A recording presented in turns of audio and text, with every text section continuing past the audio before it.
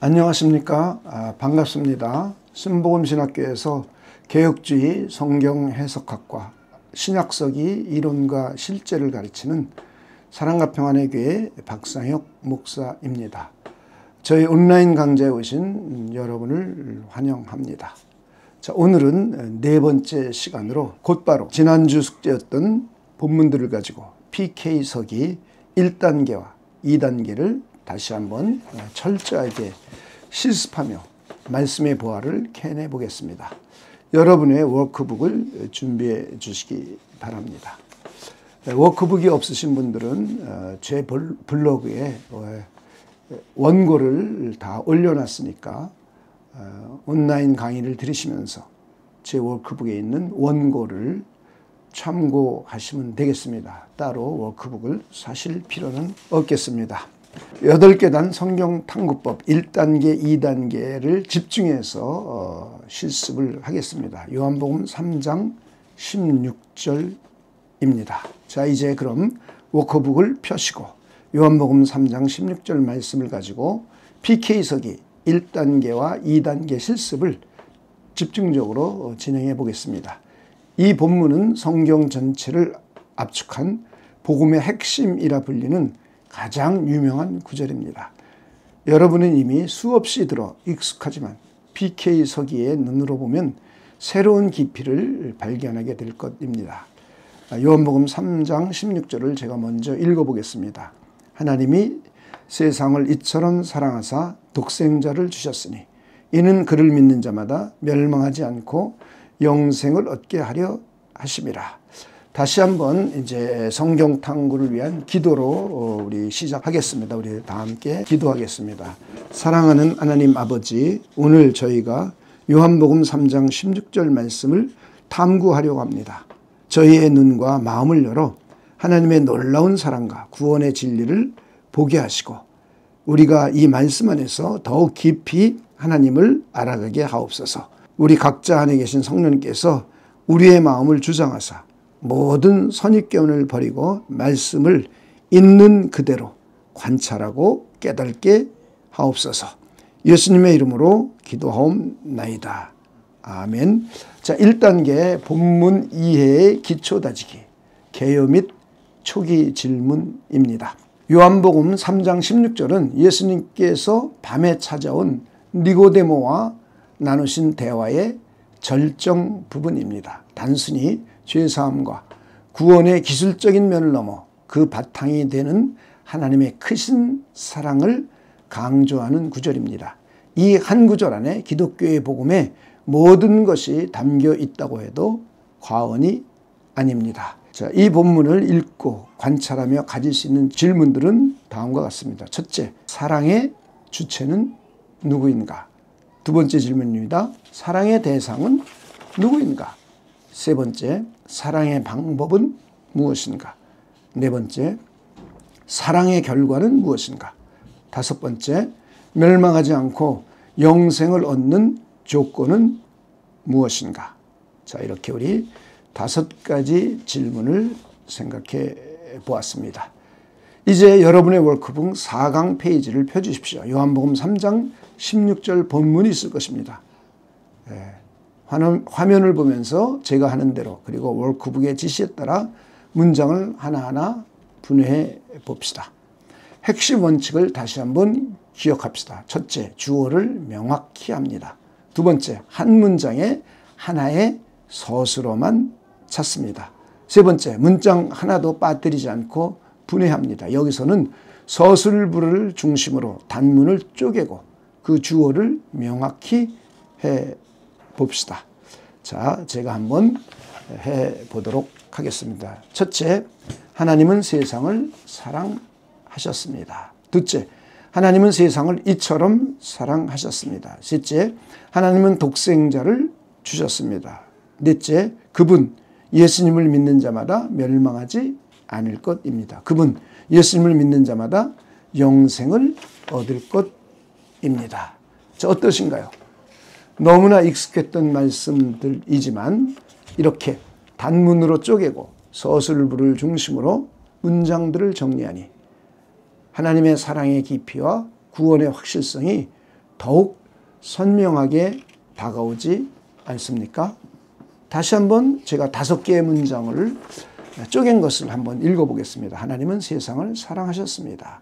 하나님은 세상을 이처럼 사랑하셨습니다. 하나님은 독생자 예수님을 주셨습니다. 그분 예수님을 믿는 자마다 멸망하지 않을 것입니다. 그분을 믿는 자마다 영생을 얻을 것입니다.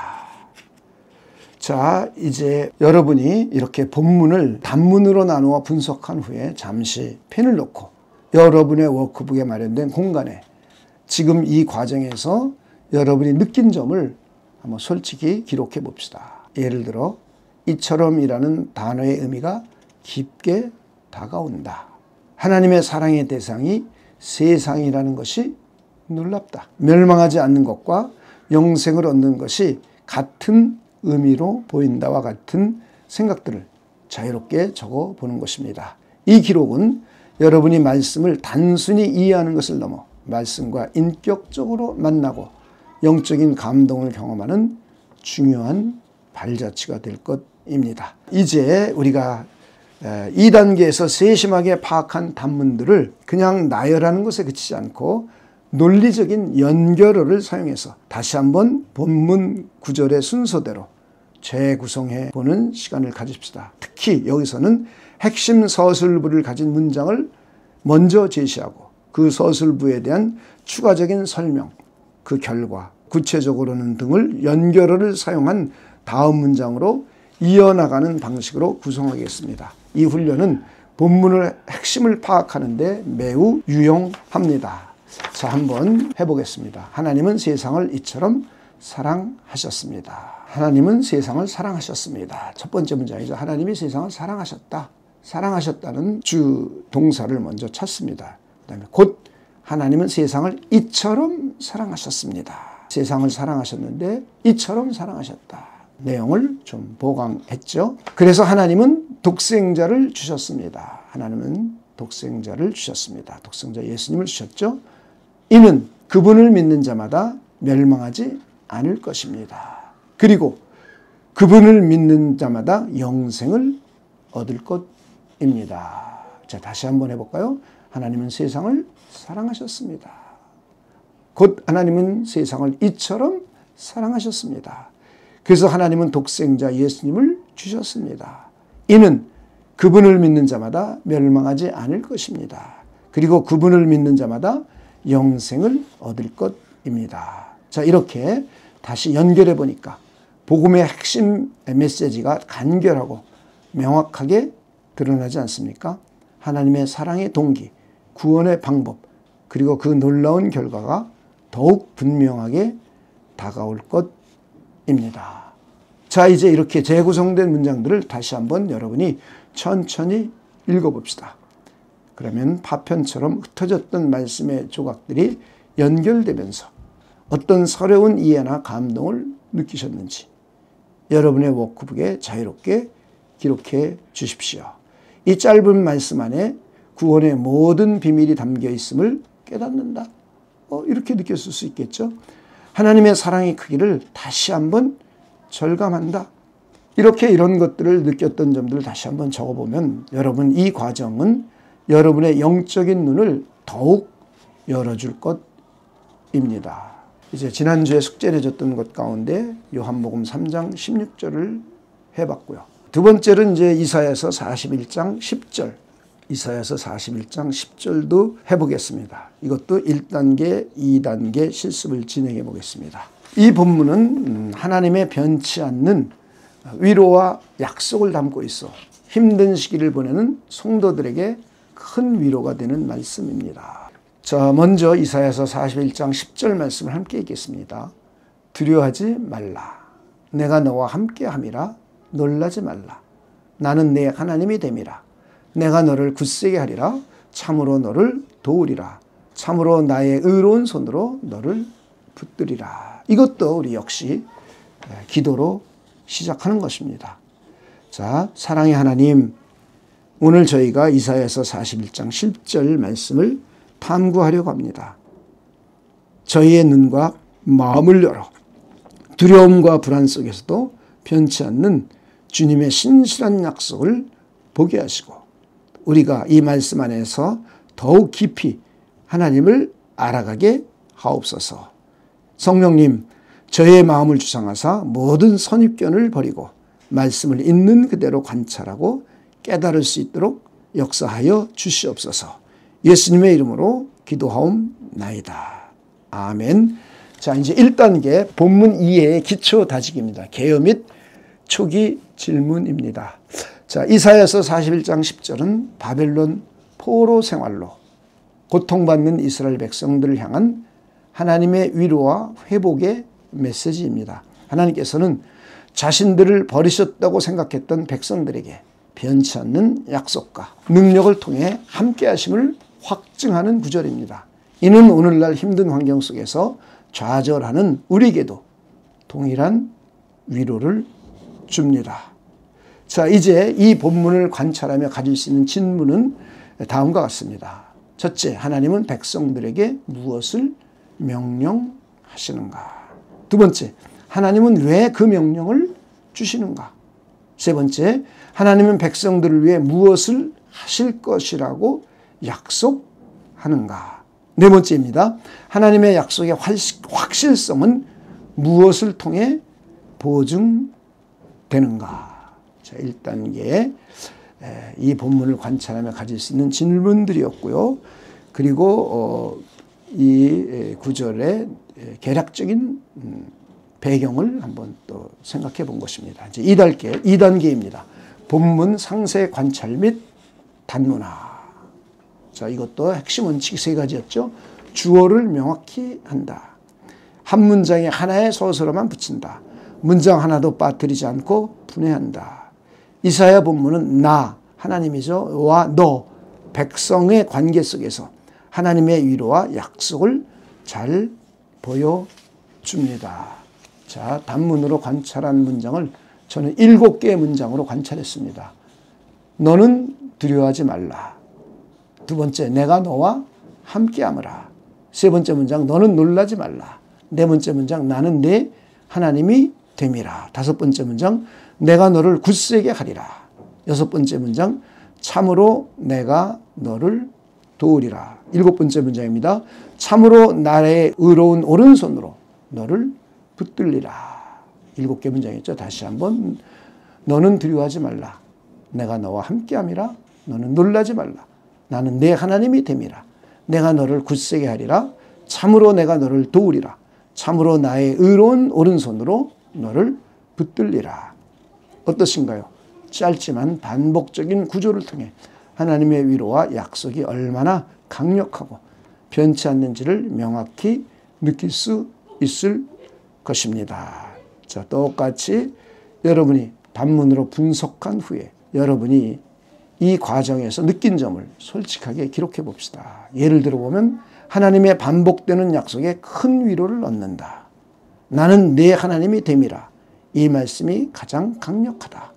두려워하지 말라는 명령 뒤에 하나님의 변치 않는 이유들이 제시된다. 와 같은 생각들을 여러분이 자유롭게 적어보는 것입니다. 여러분이 느낀 점을 그대로 적어보시면 여러분은 이 기록이 여러분이 말씀을 단순히 이해하는 것을 넘어 말씀과 인격적으로 만나고 영적인 감동을 경험하는 중요한 발자취입니다. 자, 이제 논리적인 연결어를 활용하여서 다시 한번 재구성을 해보는 것입니다.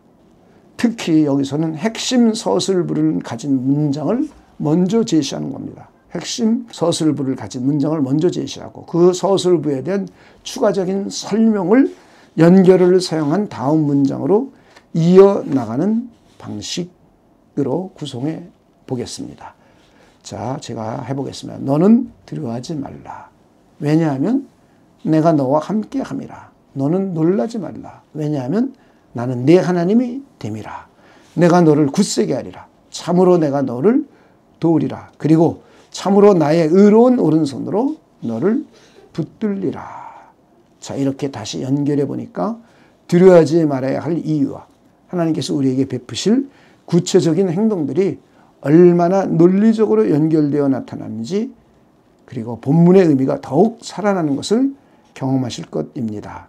약속의 확실성이 더욱 강력하게 다가올 것입니다. 자, 이렇게 재구성된 문장들을 다시 한번 천천히 읽어봅시다. 파편처럼 흩어졌던 말씀의 조각들이 연결되면서 어떤 새로운 이해나 감동을 느끼셨는지 여러분의 워크북에 자유롭게 기록해 주십시오. 자, 제가 다시 한번 천천히 읽어보겠습니다. 너는 두려워하지 말라. 왜냐하면 내가 너와 함께함이라. 너는 놀라지 말라. 왜냐하면 나는 내 하나님이 됨이라. 내가 너를 굳세게 하리라. 참으로 내가 너를 도우리라. 그리고 참으로 나의 의로운 오른손으로 너를 붙들리라. 이 짧은 본문 안에 담긴 하나님의 강력한 위로와 능력을 깨닫는다. 자, 이렇게 다시 한번 연결을 사용해서 읽으면서 이런 걸 우리가 느낄 수 있죠.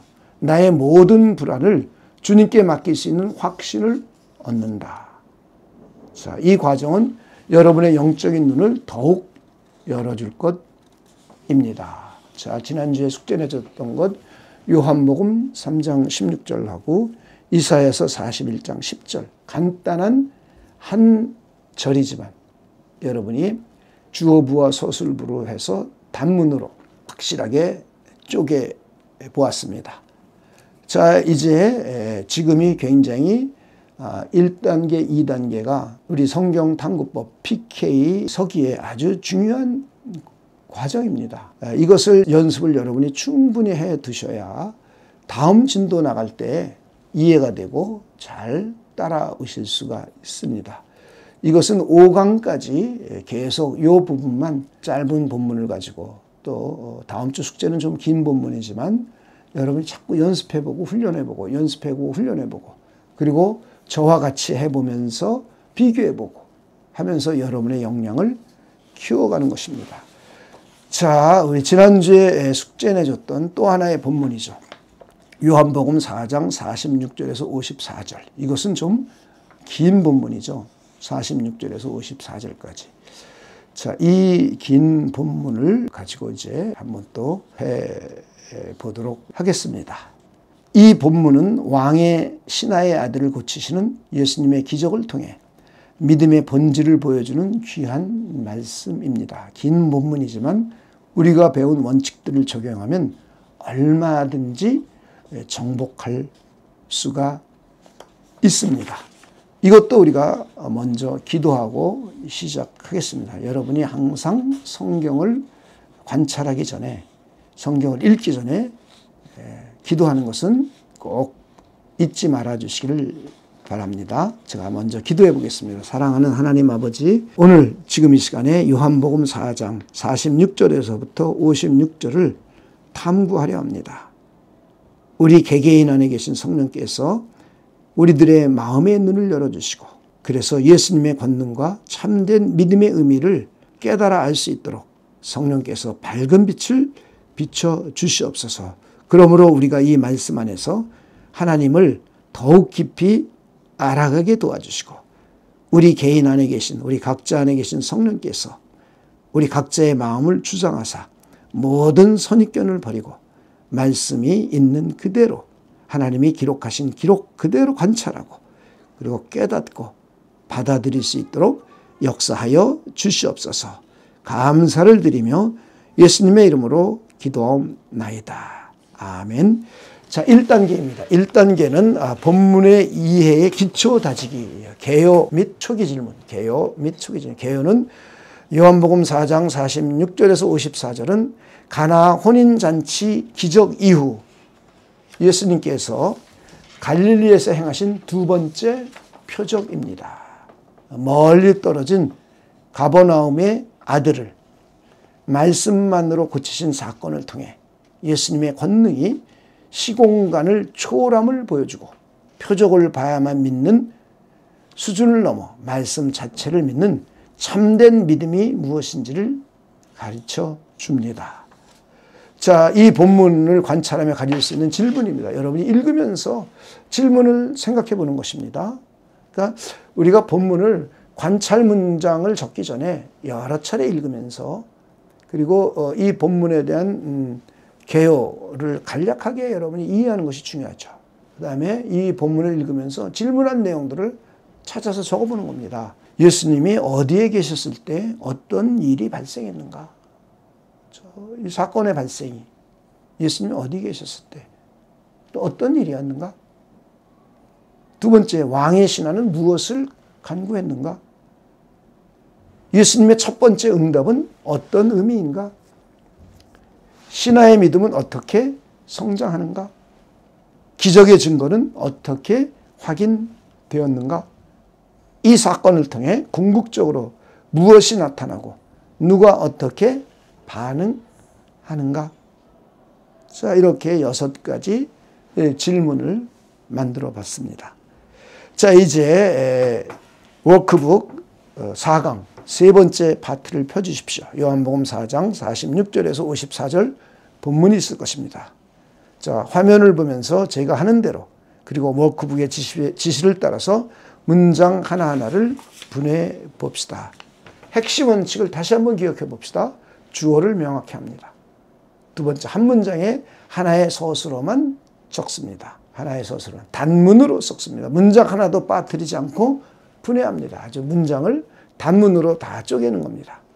긴 이야기의 본문으로 인물들의 행동과 대화에 집중하여 서술부를 찾아내는 훈련을 해 봅시다. 굉장히 제가 30개의 문장으로 쪼갰습니다. 30개의 문장으로 쪼개서 작성했습니다. 자, 그래서 여러분들이 30개의 문장을 제가 어떻게 쪼개서 어떻게 작성했는지 보겠습니다. 1번서부터 8번까지 문장입니다. 예수님은 갈릴리 가나에 다시 이르렀습니다. 그곳은 전에 예수님께서 물로 포도주를 만드신 곳입니다. 왕의 신하가 있었습니다. 그 왕의 신하의 아들이 가버나움에서 병들었습니다. 자, 갈릴리에 있는데 가버나움, 아주 멀리 떨어진 곳에 병들어 있었죠. 그 왕의 신하가 예수님께 가서 청했습니다. 이는 왕의 신하가 예수께서 유대에서 갈릴리로 오셨다는 것을 들었기 때문입니다. 왕의 신하는 내려오셔서 내 아들의 병을 고쳐주소서라고 청했습니다. 그때 그의 아들은 거의 죽게 되었습니다. 자, 이렇게 8개의 문장을 먼저 나열해 봤습니다. 그리고 이제 9번째 문장입니다. 예수님이 왕의 신하에게 이르렀습니다. 예수님은 너희는 표적과 기사를 보지 못하면 도무지 믿지 아니하리라고 말했습니다. 신하가 예수님께 이르렀습니다.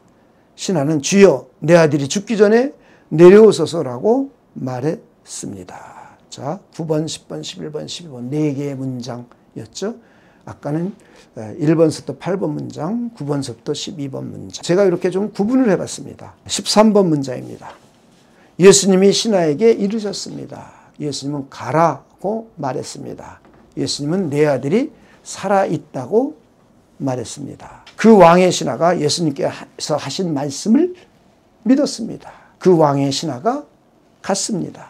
왕의 신하가 내려가는 길이었습니다. 그때 그 종들이, 왕의 신하의 종들이죠, 신하를 만나러 오고 있었습니다.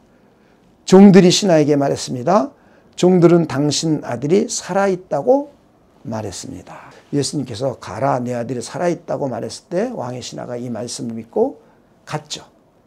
가다가 자기의 신하들을 만났습니다. 그때 신하들이 당신 아들 낳습니다. 이렇게 말을 했습니다. 이제 22번째 문장서부터 30번째 문장입니다. 22번째 문장. 신하가 그들의 때를 물었습니다.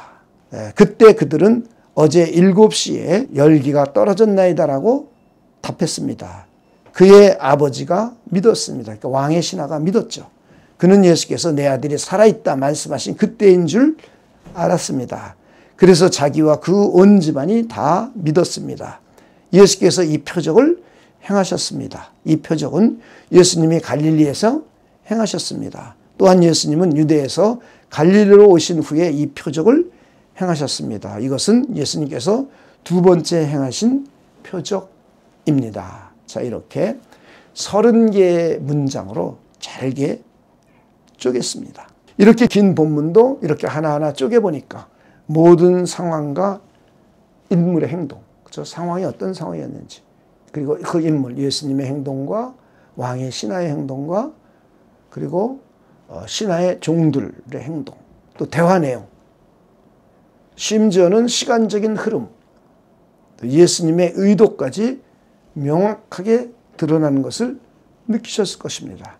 이 작업이 바로 여러분의 말씀 탐구 실력을 혁신적으로 끌어올리는 아주 중요한 훈련입니다. 조금 지루해도 여러분이 이 훈련을 충분히 잘 익혀놓으시면 여러분이 말씀을 앞으로 탐구하는 가장 기본적인 탐구의 기본입니다. 그래서 앞으로 말씀 탐구에 많은 도움이 됩니다. 자, 이제 여러분이 단어와 문장 하나하나에 집중하며 느낀 점을 여러분이 이제 적어보는 것입니다. 이렇게 본문을 단문으로 나누어 분석한 후에 여러분이 느낀 점들이 있습니다. 그렇죠? 솔직하게 물어봅니다. 예를 들어보면 왕의 신하의 믿음의 성장에 놀랍다.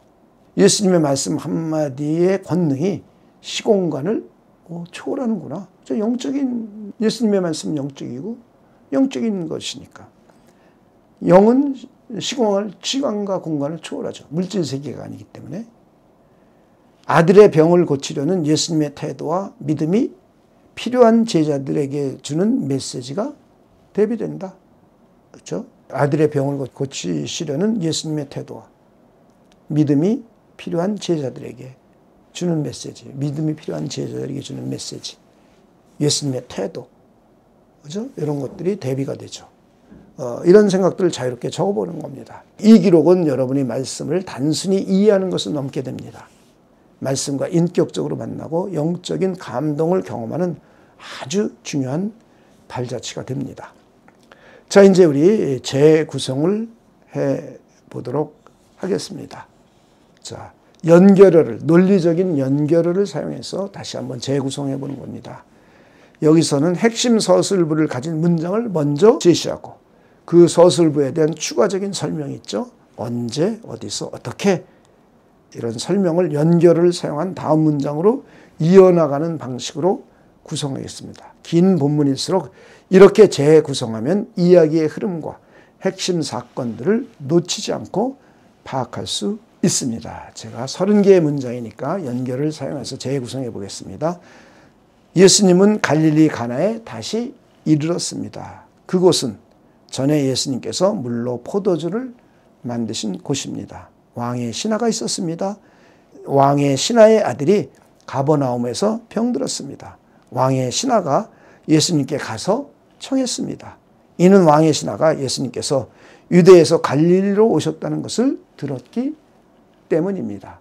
왕의 신하는 내려오셔서 내 아들의 병을 고쳐주소서라고 청했습니다. 그때 그의 아들이 거의 죽게 되었습니다. 예수님이 왕의 신하에게 이르셨습니다.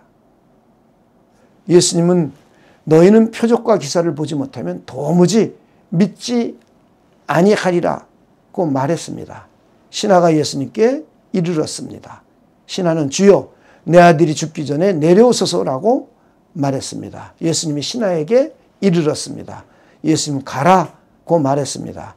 또한 예수님은 내 아들이 살아있다고 말했습니다. 그 왕의 신하가 예수님께서 하신 말씀을 믿었습니다. 그 왕의 신하가 갔습니다. 왕의 신하가 내려가는 길이었습니다. 그때 그 종들이 신하를 만나러 오고 있었습니다. 종들이 신하에게 말했습니다. 종들은 당신의 아들이 살아있다고 말했습니다. 신하가 그들의 때를 물었습니다. 그때 그들은 어제 7시에 열기가 떨어졌나이다라고 답했습니다. 그의 아버지가 믿었습니다. 왕의 신하가 믿었습니다. 그는 예수께서 내 아들이 살아있다 말씀하신 그때인 줄 알았습니다. 그때 자기와 그 온 집안이 다 믿었습니다. 예수께서 이 표적을 행하셨습니다. 이 표적은 예수님이 갈릴리에서 행하셨습니다. 또한 예수님은 유대에서 갈릴리로 오신 후에 이 표적을 행하셨습니다. 이것은 예수님께서 두 번째 행하신 표적입니다.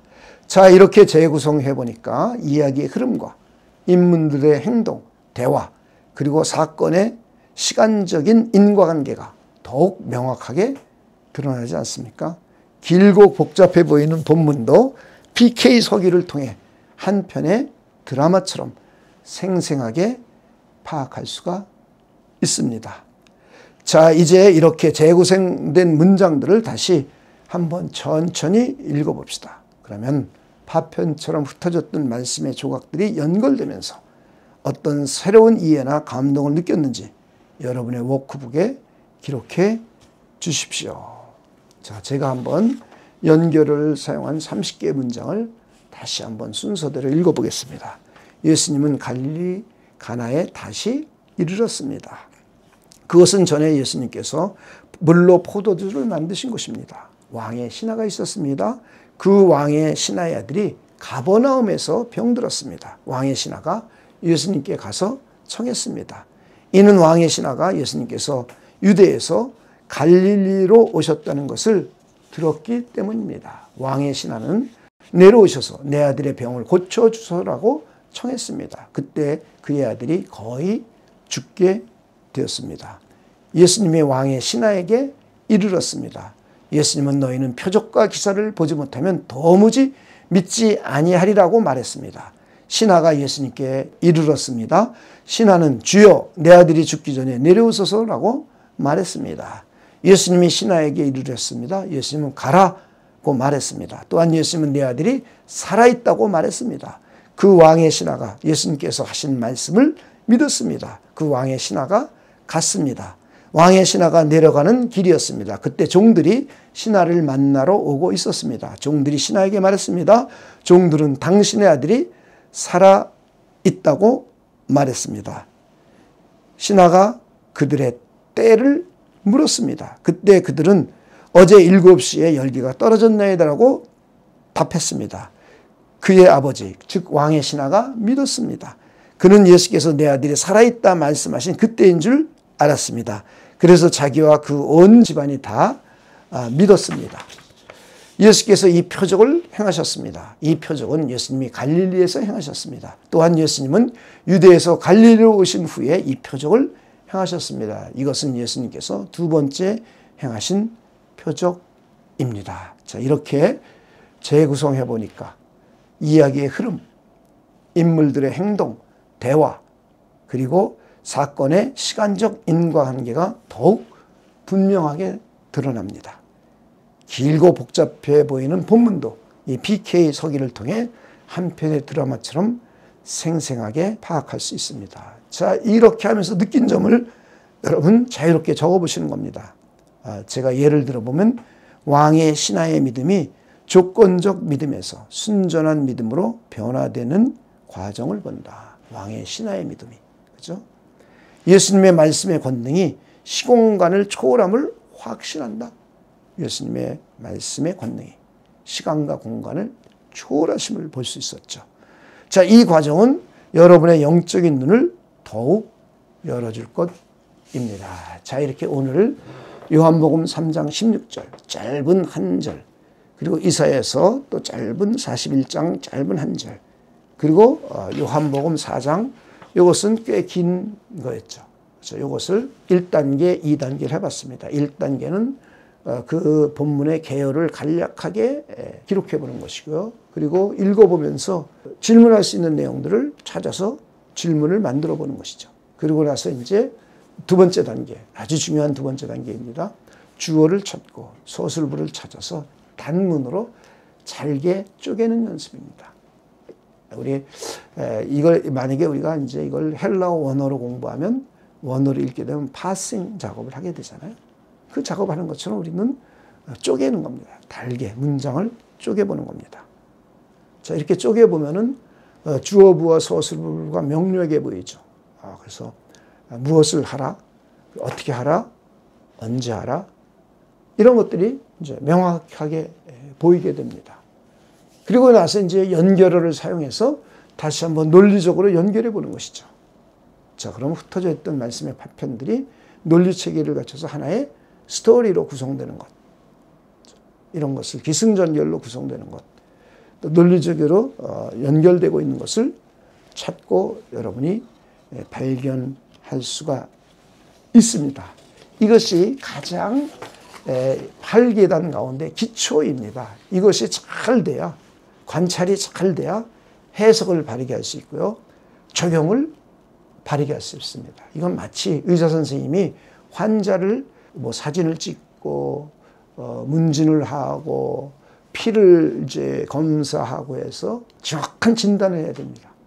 그래야 의사 선생님이 처방이 정확해지는 것처럼 우리가 성경 말씀은 일종의 진리를 찾아가는 지도입니다. 지도. 진리를 찾아가는 지도인데 이 지도를 바르게 볼 줄 알아야 되지 않겠습니까? 지도를 지도대로 봐야 되는데 자꾸 다르게 보면 우리가 엉뚱한 길을 찾아가게 됩니다. 그래서 지도를 바르게 보는 거죠. 우리 성경 해석학은 지도 보는 법을 가르쳐 주는 거고요. 지금 우리가 하는 작업은 이제 지도 보는 법을 배운 여러분들이 혹은 뭐 아직 못 배웠다 할지라도 순전하게 보는 법을 연습하는 겁니다. 그렇죠? 있는 그대로 보는 법을 연습하는 것이 1단계, 2단계입니다. 아주 중요하죠. 이게 정확해야 앞으로 3단계, 4단계, 5단계, 6단계, 7단계, 8단계가 정확해집니다.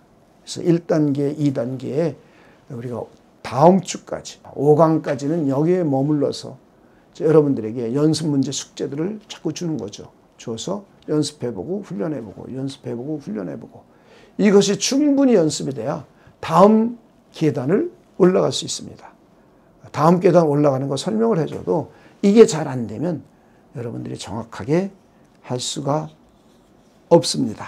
그래서 여러분이 오늘 세 개의 본문을 해보면서 PK 서기의 위력을 다시 한번 경험했을 것입니다. 여러분에게 다음 주에 여러분이 해볼 숙제입니다. 다음 주까지. 이제 이번에는 조금 난이도를 높였습니다. 로마서 1장 1절에서 7절입니다. 로마서 1장 1절에서 7절입니다. 1단계, 2단계 꼭 기도하시고 하시고 로마서 개략적인 내용을 잠깐 여러분이 주석서라든가 이런 걸 보고 간략하게 찾아서 정리해 보시고요. 그 다음에 읽으면서 의문문 읽으면서 관찰하면서 질문해야 될 것들을 몇 개 찾아보시고요. 그 다음에 두 번째 단계로 아주 단문으로 쪼개는 연습하는 것입니다. 이걸 자꾸 쪼개보고 다시 점검해보고 쪼개보고 점검해보고 그리고 다음 주에 제가 이걸 가지고 다시 한번 공부하면서 여러분이 한 것과 제가 한 것과 비교해보면서 여러분 실력이 자꾸 향상되게 됩니다. 로마서 1장 1절에서 7절입니다. 두 번째는 빌립보서 2장 5절에서 8절입니다. 빌립보서 2장 5절에서 8절. 이것은 뭐 4절 정도밖에 안 됩니다. 야고보서 1장 2절에서 4절입니다. 이건 3절입니다. 3개의 본문을 드리겠습니다. 로마서 1장 1절에서 7절, 빌립보서 2장 5절에서 8절, 야고보서 1장 2절에서 4절. 어쩌면 여러분들이 조금 지루하거나 힘들게 느껴질 수 있는 과정이지만 이것은 여러분의 사역의 반석을 세우는데 가장 귀한 훈련입니다. 여러분이 이 기초를 단단히 다질 때 말씀의 모든 것이 새로 보이기 시작할 것입니다. 말씀이 여러분의 삶과 사역을 압도하는 그날까지 제가 여러분과 함께하며 여러분을 돕겠습니다. 다음 주 수요일 오후 제 개인 블로그에서 다시 만나 뵙겠습니다. 그리고 참고로 제가 이거는 강의하지 않지만 이 뒤에는 요한복음 3장 16절을 헬라어 원어로 서기해 놓은 내용이 있습니다. 원어를 파싱하고 구조를 분석하고 또 구문을 분석하고 문장을 분석하고 또 이런 것들 한 작업들을 한 7, 8페이지에 걸쳐서 기록해 놨습니다. 여러분이 제가 원어로 서기해 놓은 이유는 여러분이 한글만 가지고 해도 원어로 하는 것만큼 잘 될 수 있음을 여러분이 이해할 수 있도록 해주는 것이고요. 참고사항으로 그걸 보시면서 그럼 여러분에게 또 많은 도움이 될 것입니다. 거기는 신학적인 내용도 적었고요. 적용의 문제까지 해놨기 때문에 여러분이 많은 도움이 됩니다. 그래서 제가 3개 중에 요한복음 3장 16절만 원어로 서기, 파싱 작업을 해놨으니까 참고하면 되겠습니다. 기도하고 마치겠습니다. 하나님 감사합니다. 저희들을 말씀에 관심을 가지고 하나님의 말씀을 선포하고 전하고 가르치는 일꾼으로 훈련시켜 주시고 세워주심을 하나님께 진심으로 감사함과 영광을 올려드립니다. 하나님의 성령의 밝은 빛을 바라면서 성경 말씀을 열심히 읽고 탐구할 수 있는 우리가 되도록 도와주시옵소서. 특별히 1계단과 2계단, 지루한 것 같지만 아주 중요한 계단입니다. 2계단, 우리가 말씀을 단문으로 쪼개는 훈련이 잘 되도록 도와주시고 연결어를 사용하여 논리적으로 다시 한번 재구성하는 실력도 향상될 수 있도록 하나님께서 역사하여 주시옵소서. 많은 사람들에게 복음을 증거하고 하나님의 말씀을 가르칠 수 있는 복된 기회를 우리 모두에게 허락하여 주시옵소서. 감사를 드리며 예수님의 이름으로 기도하옵나이다. 아멘. 네, 수고하셨습니다. 감사합니다.